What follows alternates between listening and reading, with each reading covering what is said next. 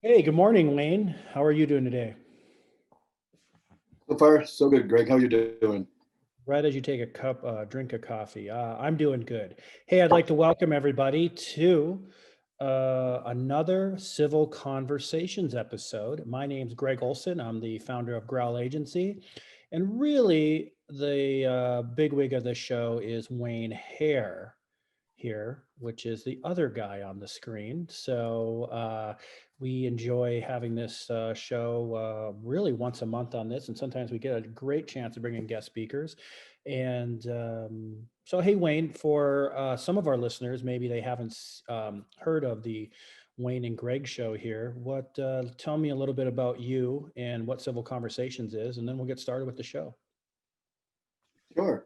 First, please don't call me a bigwig. I'm a little sensitive about wigs. Yeah, you do not have Um, any wigs there, but you have nice eyebrows. I got to tell you yeah, I've heard that. that. Eyebrow, one unibrow. Um, so, Greg, yeah, I'm Wayne Hare. I founded a nonprofit and a project called the Civil Conversations Project.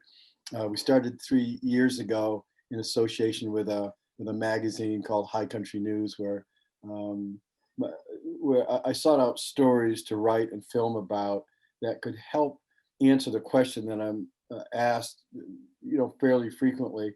Now that the playing field is all level, why aren't Black Americans further ahead? So I try to just show the long and deep history of institutional racism.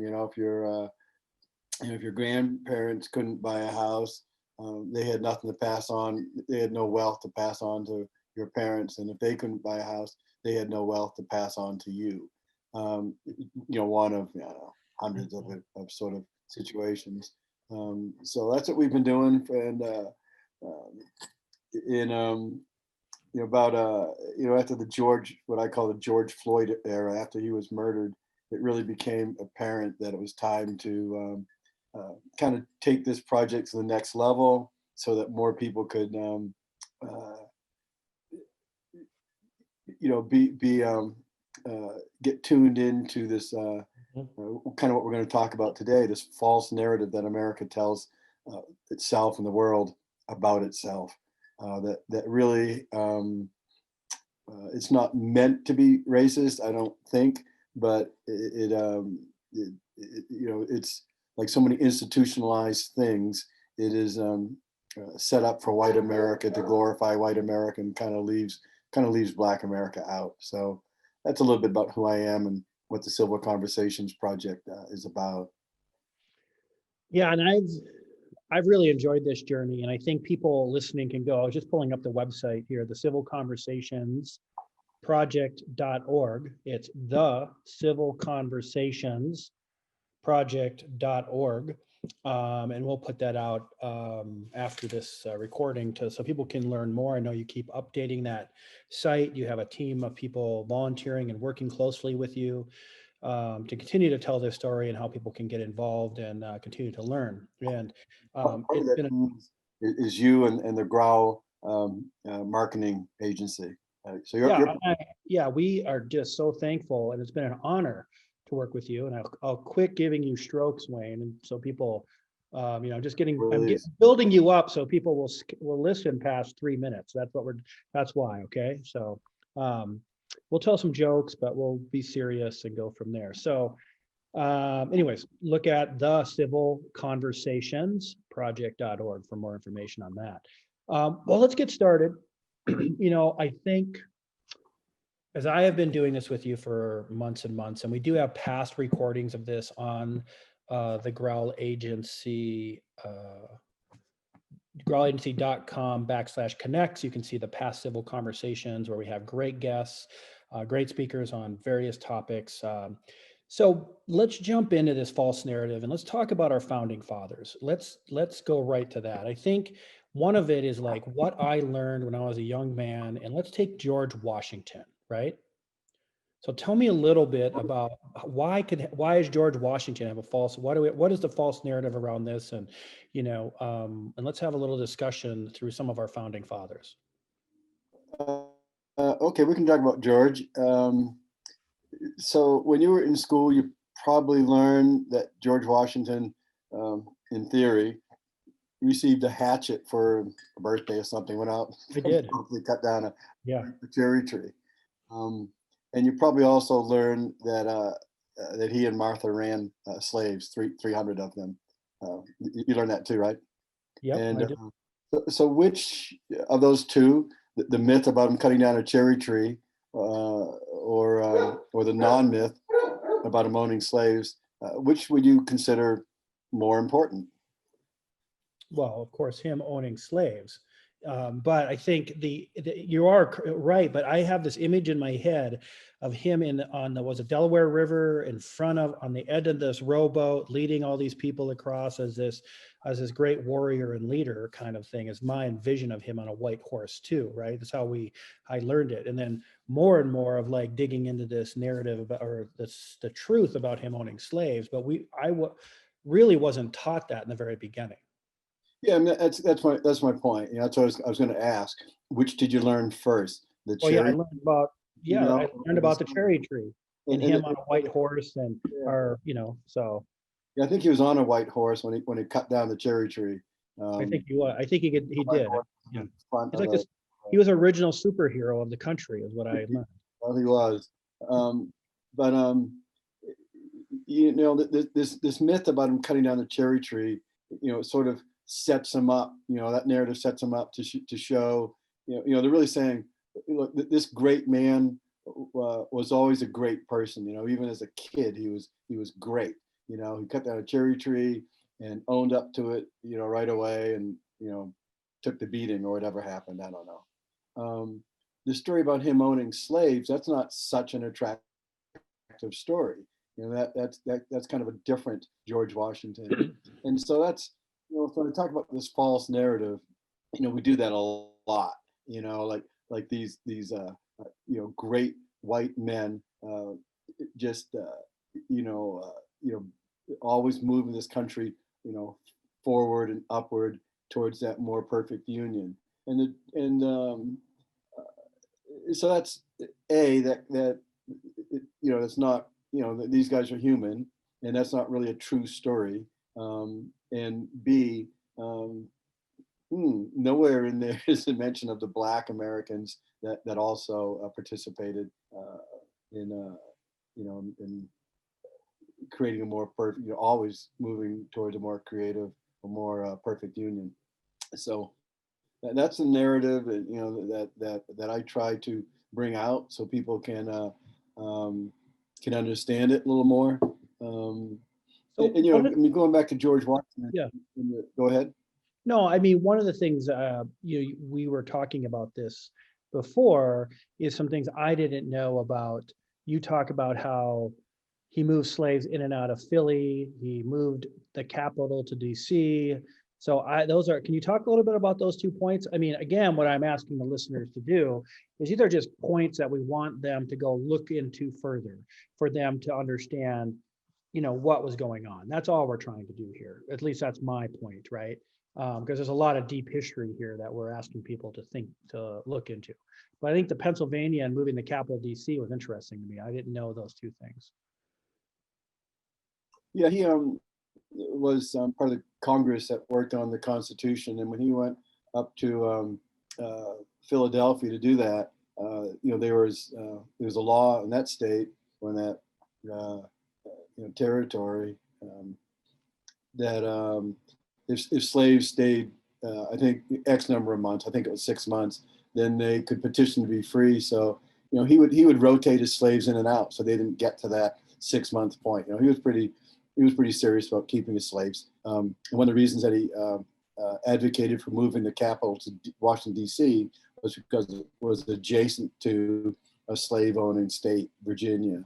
I'm really not commenting on, I don't think I'm commenting on a slave ownership so much as just this, kind of like the narrative that we're taught, and then underlying history that's more real. Yeah.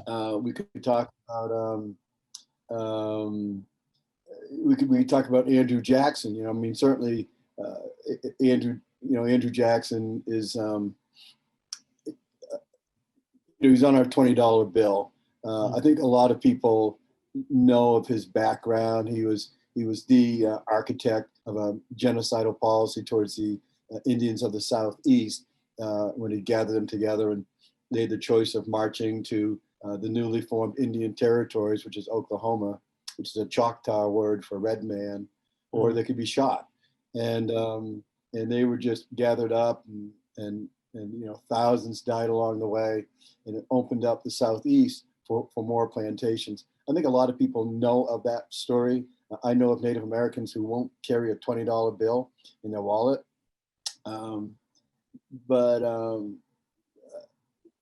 But the story that I think you don't hear a lot is, again, I think it's known that he was a slave owner, as many of our early gents were.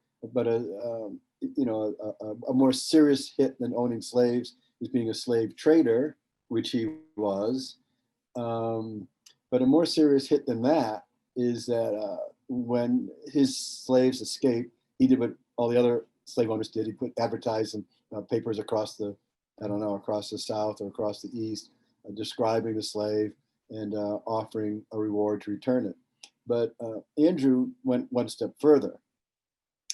He would offer an additional amount of money if that slave were whipped. And so he'd offer $50. And I've seen the advertisements, I've got copies of them that showed up in newspapers. He'd offer $50 for a slave to be returned, and then $10 more for every 100 lashes, up to 300.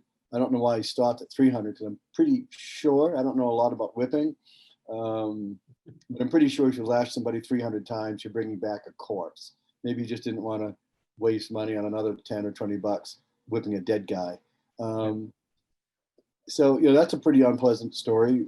But the what kind of sticks in my craw, Greg, is like these on the $20 bill. And my question is, wasn't there somebody else we could put on the $20 bill that didn't engage in slavery, perhaps, and didn't engage in having his slaves whipped, and anybody? And then now we have, of course, the whole issue of trying to put Harriet Tubman on the $20 bill, who was an actual slave and an actual hero who actually risked her life again and again and again to free slaves instead of not risking their life to whip slaves. But for some reason, we just can't get that accomplished. According to Steve Munchkin, or whatever his name is, it's just too much of a process, too expensive. Let's just set that aside. But Andrew Jackson, really, that's the guy that we put on the $20 bill, and that's the narrative that we put out there. This is a great, wonderful American. You've heard our president honor and respect and admire Andrew Jackson any number of times. He's got his picture of Andrew Jackson on his wall in the Oval Office. So what do you say about that? Yeah, I think that people just, either he knows people know this narrative or they don't, and I think that's what we're trying to do on this show. So I want to keep moving through because I want to give people some key points to think about. Let's talk a little bit about our national anthem, the Star Spangled Banner, which I go to a lot of baseball games and sports games, and there's been lots of discussions around this, but let's talk a little bit about Francis Scott Key's. Well, first I'm going to sing the national anthem for your audience, Greg. I'm going to wait. I've always had a dream of doing that, but I'm not sure you would beat people on your show. Okay. Yeah, I mean, the national anthem. So in recent times, people have begun to, mainly at football games, kneel or not stand when the national anthem is being played.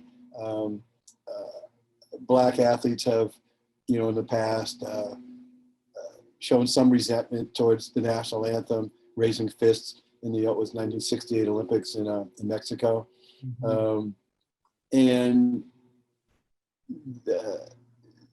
the rationale behind that is to try to bring out that there's kind of two Americas, right?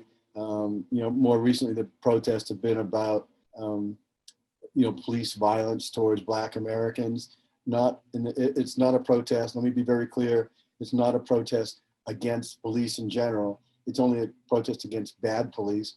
I don't know why everybody wouldn't support identifying getting rid of bad police. And it's not a protest against the military. It's a protest against,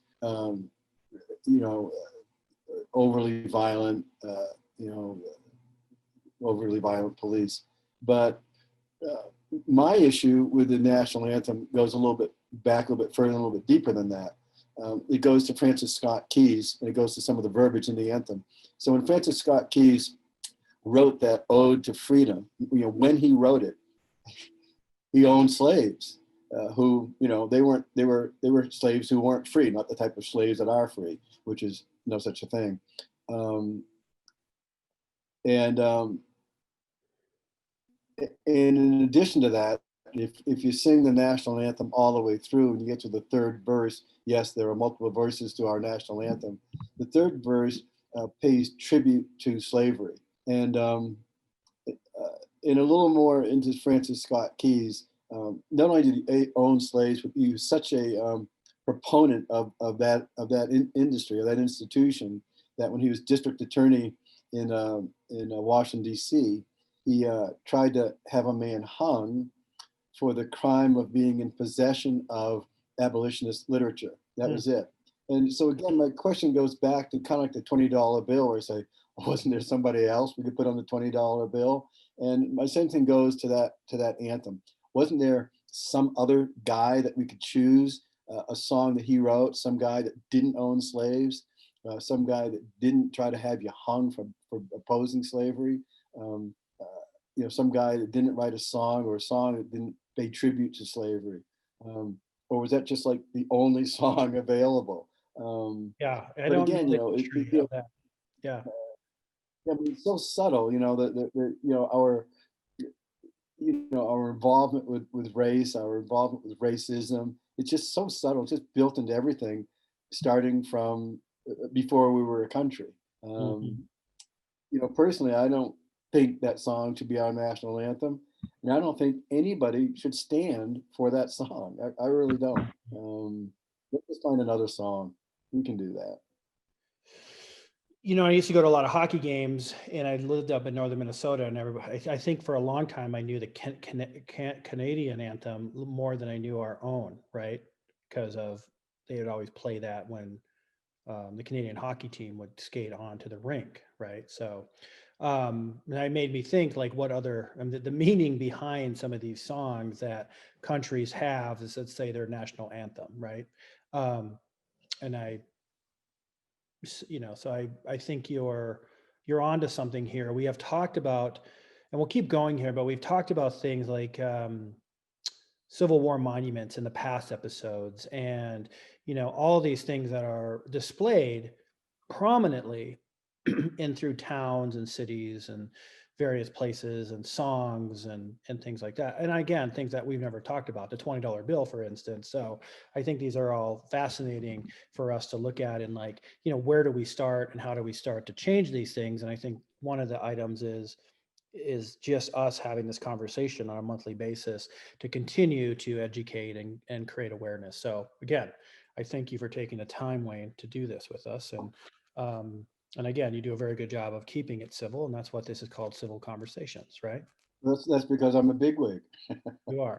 Yeah, with Yeah. one great eyebrow. I know, we've talked about this. So Yeah. Hey. all right. Hey, I want to get on. We only have a little bit of time, because one thing I promised our listeners is we keep it a little bit shorter and have more of these content as we launch into our 2021 kind of podcasting that you and I are going to be doing. We'll have a lot of these shorter episodes for more ongoing things where we can get into these topics. But can we talk a little bit about code talk? And I think that, the specific way, the way I look at this code talk, I think it's that sneaky language maybe that politicians or others use to talk about racism. Is that how you're thinking of code talk, or are we thinking of it differently? I think we're thinking of it the same, Okay. Greg. And again, racism in this country, again, I say all the time, I'm going to say it again right now, it's just so embedded into the, just into the foundation of this country that we have a language around it that is subtle and understood, I guess, by I think it's more understood by racists than non-racists. So like the term law and order, Greg. I mean, law and order is when politicians talk about doubling down on law and order. They are talking about, and white America understands, and Black America understands too, that they're talking about a law and order that is applied against Black Americans. I mean, that's really the dog whistle there. We're going to not let Black Americans get out of control and invade your white suburbs. It's used in like the Willie Horton ad, the really famous Willie Horton, Michael Dukakis when he was running for president, and George Bush running against him, found a criminal that Dukakis had pardoned, and he was out in the streets and killed somebody. And he was a really scary looking Black guy. We just put that out there just to kind of remind America that, or have them believe that George Dukakis would, that he was more, that he was for Black Americans. And George Bush was, his message was, I'm with you, white America. We'll keep them in their place. We can talk about Ronald Reagan. When and I can't get it straight whether he announced or just made a campaign stop at the state fair in Philadelphia, Mississippi. And but he did, it's at the very least make a campaign stop in Philadelphia, Mississippi, and at the state fair. And maybe it was just because there was a lot of people at the state fair. Maybe the state fair had good acoustics. Maybe the Mississippi background was a gorgeous thing to look at. Or maybe it's because Philadelphia, Mississippi is the exact spot where 3 civil rights workers were killed by the sheriff and some others, and buried in an earthen dam that was under construction. That movie Mississippi Burning. Me personally, I think that's why he was in Philadelphia, Mississippi. Again, it's kind of a dog whistle. It's a subtle conversation with I think in this case, white Southerners, like, hey, I'm on your side. I understand your problems. I understand the issues here in the South. Not to worry. We're going to keep Black Americans in their place.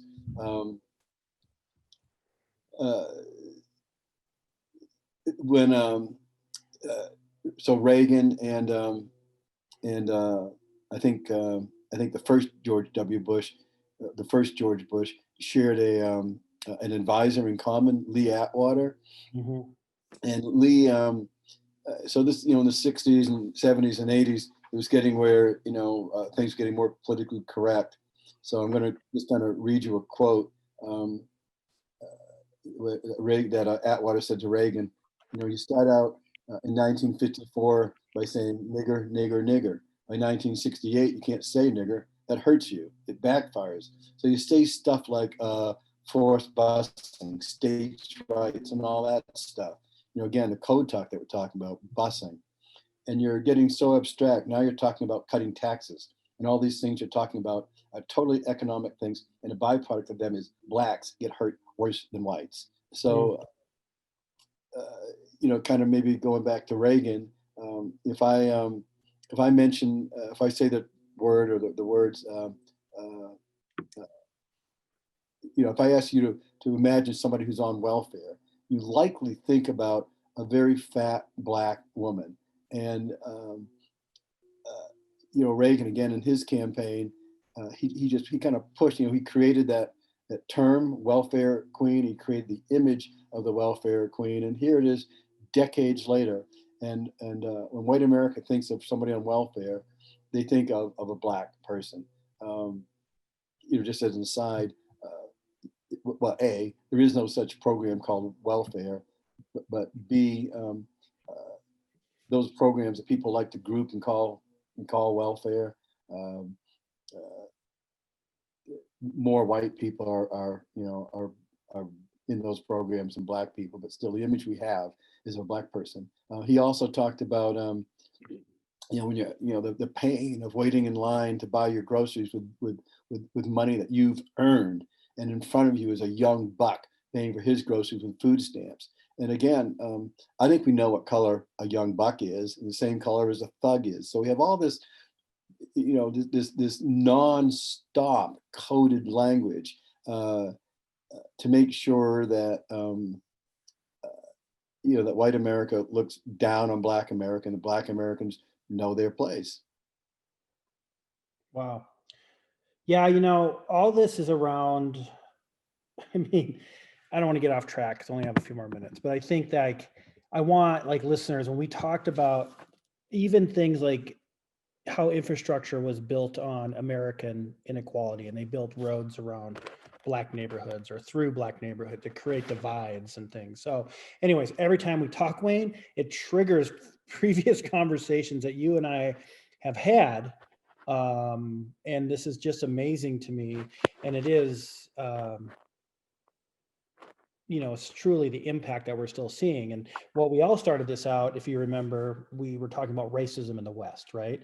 And really, I still think, we need to talk about how that is and things, but now we're building up this story about how this has been ongoing and why we're here today. So I do appreciate these stories and these quotes. They're very powerful. So, and we talked a lot about the Southern, you call it, I think in the notes I have, Southern strategy, but how the South and the different things going on, how impactful it's been even to today. So, that Southern strategy. I mean, white people like to say, "Oh, there's no such thing as a Southern strategy." You're imagining that, but maybe. But again, during the George W. Bush administration, the head of the Republican National Committee went to the NAACP in person, and he apologized for the Southern strategy of these code words and playing on white fears. Yeah, I can see you kind of wrapping up, Greg, but I'd like to take a couple minutes to talk about one of my. Yeah, you can take up. I just wanted to, keep us on track, because I know one thing, you and I can get excited. Next thing you know, we'd have an hour, and then we don't have anybody. We don't have any more listeners. It's just you and I talking, which is completely fine too. Because but I just want to try to keep. Yeah. So go on, Wayne. Go what you were going to say. I love these key points. So a number of years ago, I took my son, young at the time, to Washington D.C., and we arranged a tour of the Capitol building with our senator, with one of his aides, and so it was a pretty cool tour. Really, I liked it. It was fascinating. It ends under the rotunda, Okay. the dome, the center of the Capitol, the inside. Yep. Oh, okay. That's right. Where it ends, and on the rotunda is a mural, a 4,000 square foot mural. That's a big mural. It's like 3 times or 4 times the size of my house. And on that mural, as the senator's aide pointed out, is a depiction of the entire history of the United States. So you look up, and there's all these. Not all, but there's several, white guys on white horses, always white horses, ferocious looking white horses, snarling and ready to go get the enemy. There are Native Americans up there. There are Chinese up there building the railroad. There's everything you can kind of, maybe not everything you think of. There's an awful lot of stuff on this 4,000 foot mural. But what isn't on that 4,000 foot mural is in this building that was built on slave labor, directly underneath a freedom of statue that was designed partially by a black slave. What's not on that mural is a black person. Not one, not even a slave, nothing, nada. Like, we do not exist anywhere in the entire history of the United States. So I asked the aide about that, and he looked up, and the other 40 people I was with, they all looked up, and there was, 4 minutes of uncomfortable silence, people shuffling their feet around. Like, surely there got to be one. Well, there wasn't. And so again, just that can't be a mistake. It can't be unintentional, right? And Yeah. again, I looked by at that subtle, ongoing, everywhere you look narrative about great white men doing great things, and yeah, we had some blacks. They were slaves because that's why God put them on earth. They're not very smart. They're kind of lazy, so we're taking care of them. So I've looked up that image and you're right. I don't find any black people in that image that I can see. And I haven't like got the microscope out. So maybe they're behind some people. Wayne? Maybe. I don't know. I get it because I did look. So I think those are great examples. And I'll have our team, like maybe put an image up as a post of that, just so people can know what they're looking at. And maybe they can get back to us and say, no, you're wrong. It's right here. There's a little black baby behind the horse or something. I don't know. But it can't be a mistake. And I don't understand why that is, because when you first talked about that to me, I was like, talking about the history and things and how can and why would that happen, right? And that's the light bulb that goes off in my head that I guess it's why they have gin, so we can sit and have a gin and tonic I think and that is. contemplate these things. And I'm sure there's thousands of examples like that in artwork, right? That I've seen or been in buildings and things like that. Um, so, and again, we go back to the Civil War monument discussions, which I found fascinating discussion that we have recorded that I think people should listen to about, what are some options to these kind of memorials in these cities and communities and artwork. And so, how do we tell that? How do we retell the story, or how do we benefit or get people thinking? So I think that's what this is, the Civil Conversations show story and your efforts are all about. I'm going to start to close this out because we're trying to keep it to a level that people can consume. We will have this episode on our Connect. Wayne will also be sending out the link to his fans. You have a growing fan base. I'm thinking of getting a little bobblehead doll of you and sending it around to people, so we can That'd be raise cool. funds. Yeah, a little Wayne bobblehead. I think that'd be good. Like, It's been fascinating today's show, Wayne. I think we've talked about our founding fathers.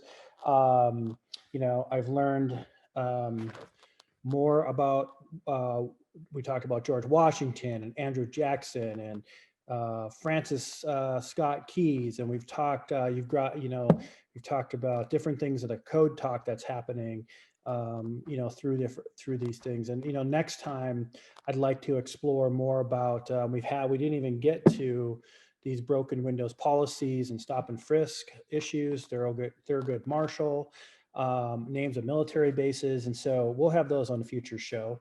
And you and I know we'll get we've have exciting opportunities for some speakers to come on with us. So we'll look forward to that. Any final closing comments, Wayne? yeah, military bases that were named after ranking members of the Ku Klux Klan, of military people who weren't very good at their jobs. So Yeah.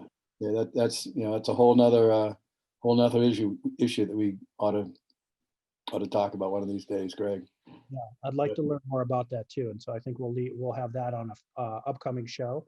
Again, I'm excited that we've had a few of these recorded kind of webinars, the podcast version, we strip out the audio, but we're going to have a pure podcast Wayne and I are working on.